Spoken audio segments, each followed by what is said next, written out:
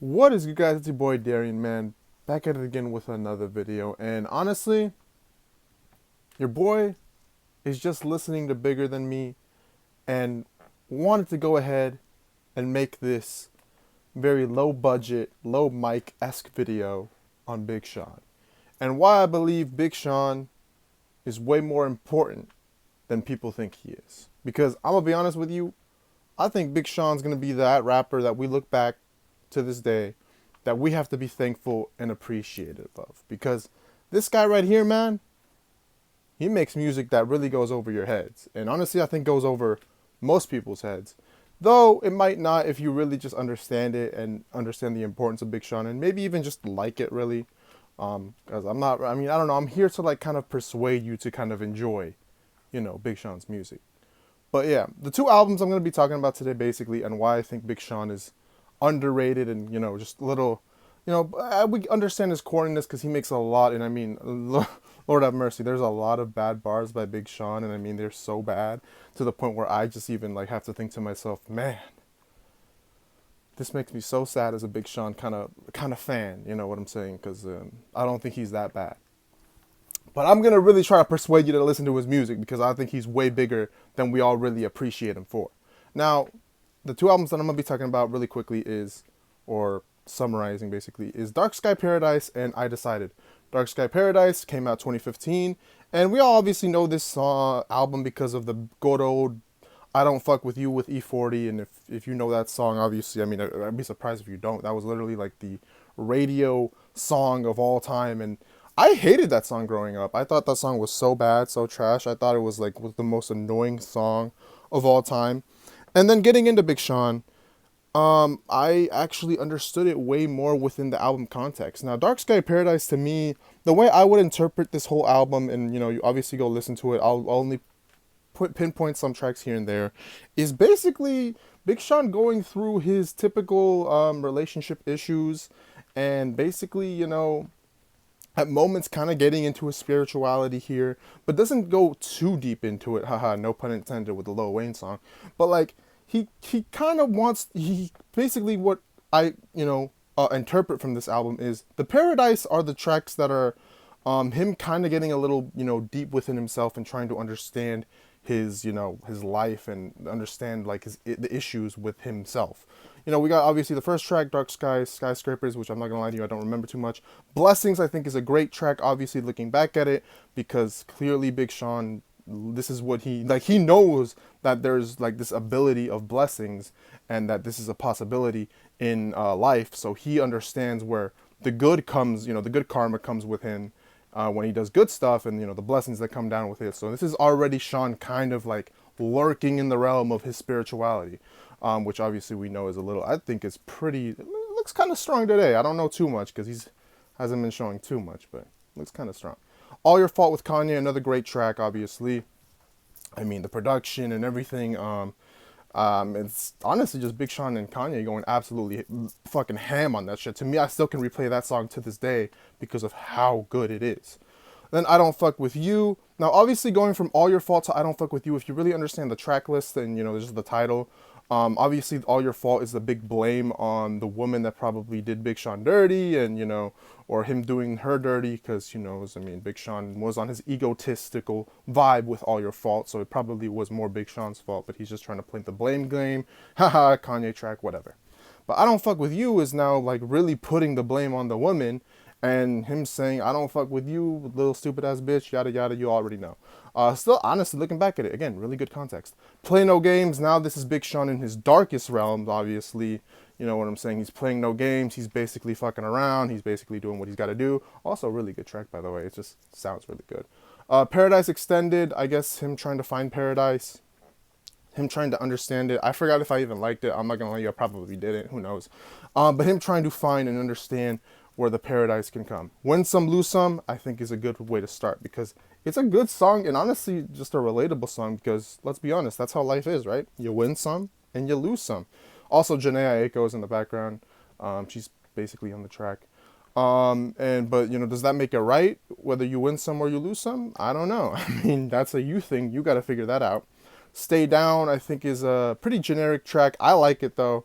but I forget what the ability. I forget what the purpose of it is. I know featuring Janae Aiko. I guess I forgot. It's a good track as well.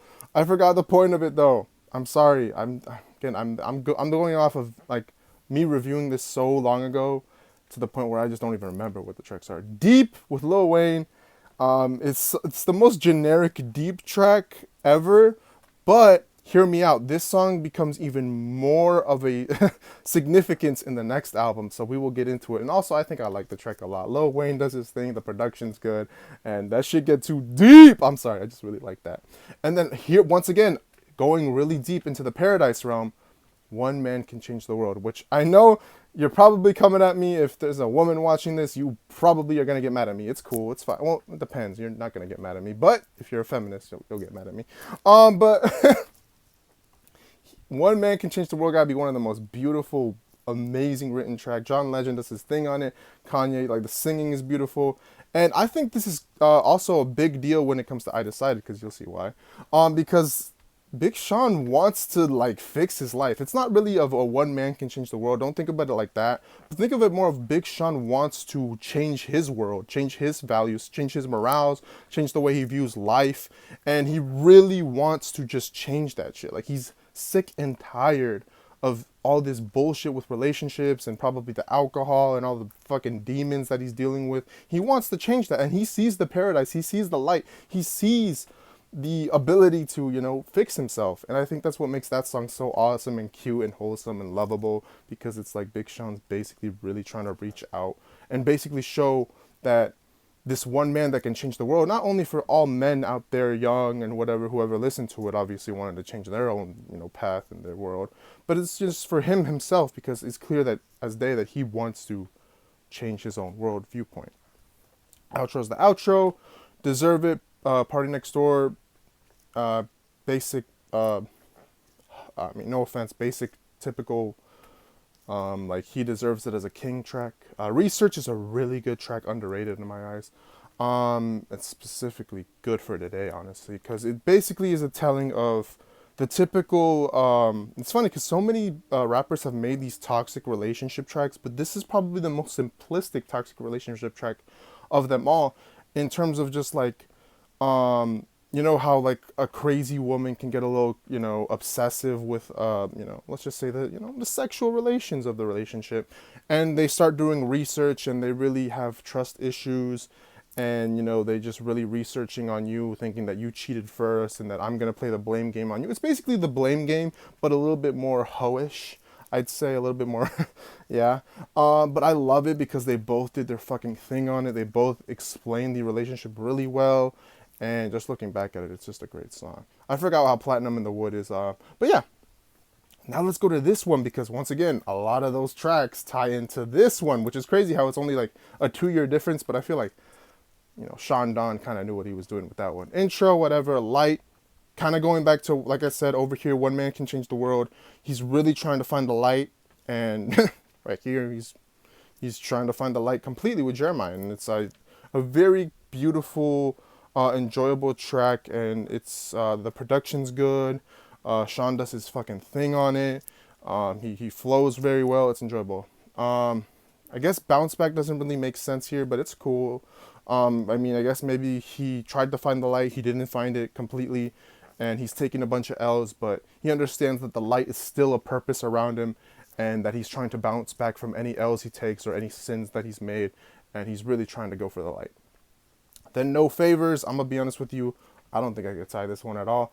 I mean, sometimes Sean is a little pissed off, and, you know, the matter of the fact is this, he doesn't want to do favors for people that clearly don't cherish him the way that they should, and understand him the way that, you know, understand his values and his purposes, and he's being a little bit more selfish. And obviously Eminem with his verse on here, we obviously, after this, we would go to Revival, but I'm not going to talk about that. But such a great song. The production's amazing. Sean, I think, did good. Eminem, what a little quirky and different on it, but I overall enjoyed his performance as well. Good song. Jump Out the Window, I guess maybe sometimes, you know, I'll be honest with you. Bro, I mean, I don't know. Bro wants to jump. Bro, I mean, he just gets a little unhappy, you know, and he just at moments he just feels like jumping out the window because his relationships aren't working still, and he thinks he's not really finding the light. I mean, that's how I'll explain it. Also, I'm not gonna lie to you, I still like the track because it's like it's kiddish vibe, but it's like it's such a like it's a depressing song, but it's so like how do I explain it? It's like so it's depressing, but it's also hilariously depressing because it's like, bro, like I mean I don't know how relationships make you want to jump out the window like to that point, but at the same time I kind of understand where you're coming from, but it's like it's just such a weird track. But I enjoy it because the production, honestly, and I'm gonna be honest with you, I like the chorus. The moves track is so I don't even like that track, but you know now he's after the fucked up relationship with the jump out the window, the moves is him being a fucking hoe again. No offense, but yeah, same time part one was fucking garbage. I don't want to talk about it. Oh me, now he clearly is getting even more hoish, and how the girls are not treating him right, and they owe him all the typical things in a relationship that go deep into the sexual relationships and all that shit. Yeah, halfway off the balcony, he's also once again wanting to alluding to yeah, and once again relationships are falling off. It's clear, and yeah, but don't worry, once again, Voices in My Head, Stick to the Plan, I think is a great track. Also, I think Metro produced half of it or something, or maybe both of it, and it's a big leap of like, you know what, I'm nearing the worst part of my life. I gotta save myself right the fuck now. And I don't know what the voices in his head are telling him, but it's clear as day that I think, no, Voices in My Head was the satanic demonic part. Stick to the Plan is the, you know what, I got a lot left to live. I gotta keep going, and I know I can fix my life. And let's be honest, right now the way Sean is doing it, we know he's fixing his life. Sunday Morning Jetpack with The Dream, I think is beautiful, amazing, and I feel like once again kind of this holy spiritual thing saving him, and definitely the way he needs to go. Inspire Me was a beautiful track. I think going to his mother is probably the best thing you can do, specifically when you are down and depressed. You gotta get someone to inspire you to make these tracks and to kind of save you from the demonic realm. And maybe you gotta be your mom sometimes. Sometimes you gotta be your mom. Sacrifices, I think, is another amazing track because it really explains the importance of making sacrifices, and how life, you just got to make a lot of sacrifices, whether it's time, whether it's money, whether it's that's really it, time, money. What else you gotta make? No, don't get into the cult shit, guys, but that's about it. Yeah. And then Bigger Than Me is the perfect ending for this album because guess what, you got a choir on it. Stara goes crazy, obviously I'm listening to it, and he explains it beautifully with this at the start it was about like seeing that person that fell off and kind of committed obviously the S word, and seeing how that felt, and he ties it up perfectly with this track, saying that that person that I saw falling off the halfway off the balcony was me. It was another me, and it was basically going to end off in that way of depressing, obviously, suicide, that shit.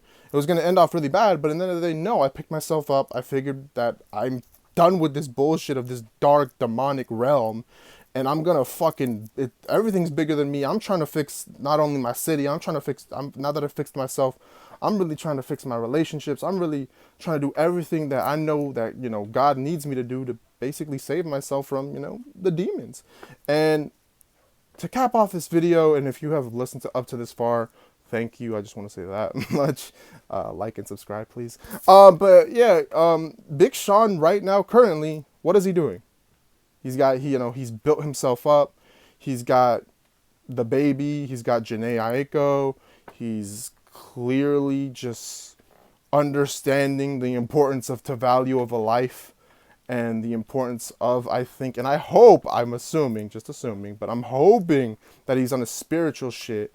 You know what I'm saying? Whether it's not, all obviously going straight to religion, but at least, understanding the importance and the value of blessings. You know what I'm saying? And that's what it ties it all back to, is that the matter of the fact is, you need blessings. You need blessings in your life to value your own life. And have good karma and to really, move forward and cure all those demonic, fucked up things that are destroying your life and to fix it.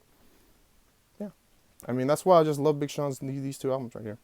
But yeah, man, I just think he's so much more important, and he's gonna be remembered as one of the best hip hop artists. Maybe not the greatest, obviously, but if he does go down as the greatest, that'd be awesome. But definitely one of the best, and I think he's just underrated. And I think um, there's just gotta be more love to him, man. Because in the end of the day, I think he is definitely, he's overlooked obviously as as Kanye's protege, but to me, he's way more than just a protege. He is honestly what I think Kanye needs more than ever, and it sucks that, obviously Big Sean can't completely help him there, but at the end of the day, thank you Kanye too also, because, I mean, without that, I mean, dude, we wouldn't have him, so, yeah.